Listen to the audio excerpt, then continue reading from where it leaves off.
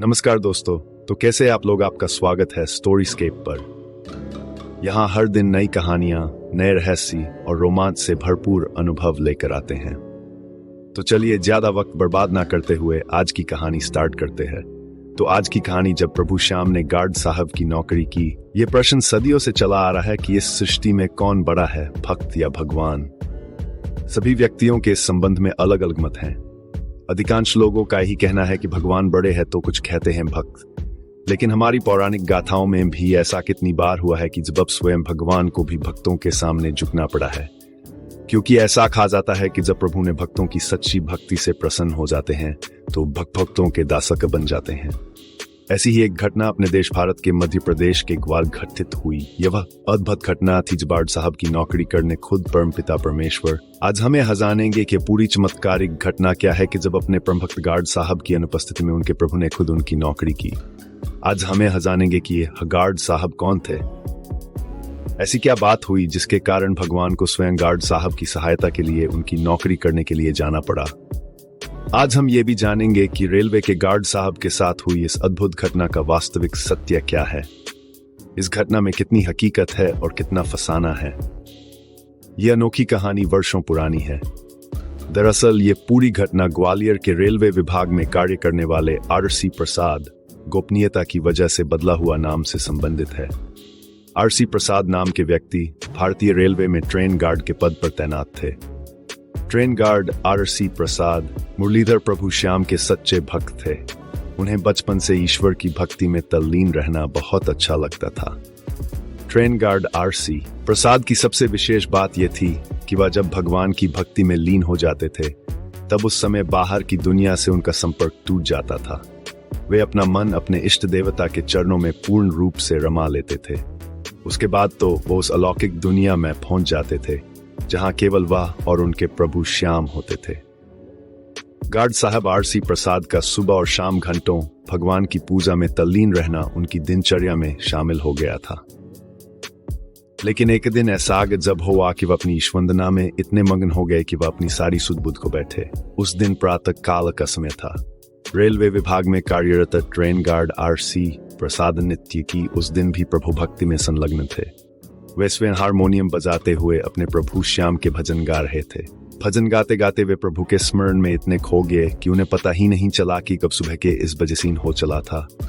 Railway guard R C. प्रसाद अपनी प्रभु की भक्ति में इस प्रकार तल्लीन थे कि उन्हें अपनी ड्यूटी पर जाना याद ही नहीं रहा।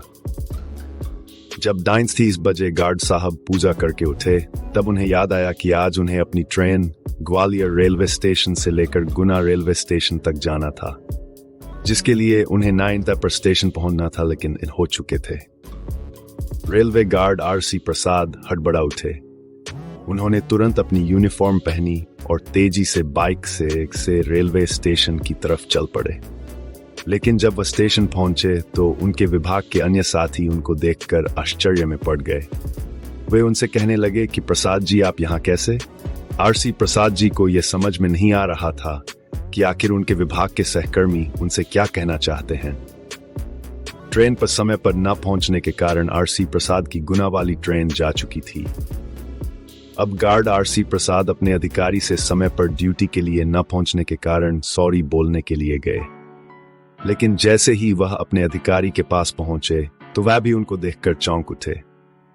आर.सी. प्रसाद जी से उनके अधिकारी ने बताया कि तुम तो गुना वाली ट्रेन लेकर 9 पर चले गए थे, फिर इस समय ग्वालियर में कैसे नजर आ रहे हो?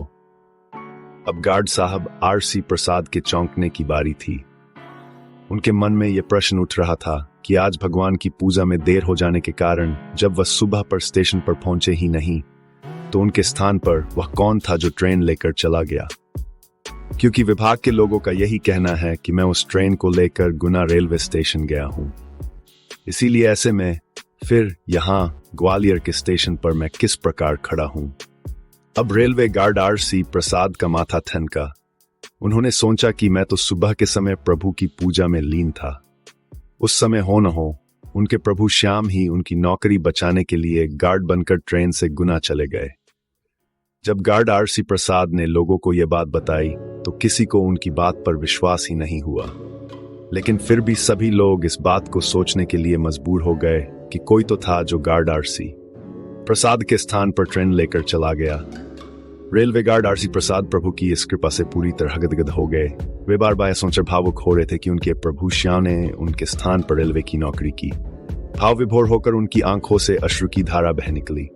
उन्होंने उसी दिन निश्चय किया कि अब वह रेलवे की गार्ड की नौकरी छोड़कर पूरी तरह प्रभु की शरण में चले जाएंगे।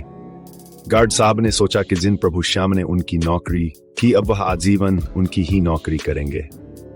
उन्होंने अपना शेष जीवन प्रभु के चरणों में सौंप दिया। अब आरसी प्रसाद जी रेलवे विभाग के ट्रेन गार्ड की सर्विस से रिटायरमेंट लेकर पूरी तरह अपने श्याम प्रभु के शरण में चले गए। उस दिन के बाद वह अपने जीवन का अधिकांश समय ईश्वर की भक्ति में व्यतीत करने लगे। प्रभु के गार्ड बनने की घटना जिस किसी ने सुनी वह हैरान रह गया। इस घटना के बाद गार्ड आरसी प्रसाद पूरे शहर में प्रसिद्ध हो गए। वे प्रभु के परम भक्त आरसी प्रसाद कहलाने लगे, क्योंकि उन्होंने अपनी सच्ची भक्ति से प्रभु से इस कलयुग में वह चमत्कार करा दिया था जो प्राचीन काल में साधु महात्मा वर्षों तपस्या की बात कर पाते थे। लोग उनकी सच्ची भक्ति को नमन करने लगे। वे लोगों के लिए मिसाल बन गए। लोग कहने लगे कि भक्ति हो तो गार्ड आरसी प्रसाद जैसी, जिन्होंने प्रभु श्याम को ट्रेन का गार्ड बनने के लिए बेबस कर दिया। धन्यवाद इस कहानी को देखने के लिए। अगली बार फिर से मिलेंगे एक नई कहानी के साथ। तब तक हमारे चैनल स्टोरीस्केप को सब्सक्राइब करना न भूलें और वीडियो को लाइक शेयर करें ताकि आप हमेशा हमारी नई कहानियों से जुड़े रहें।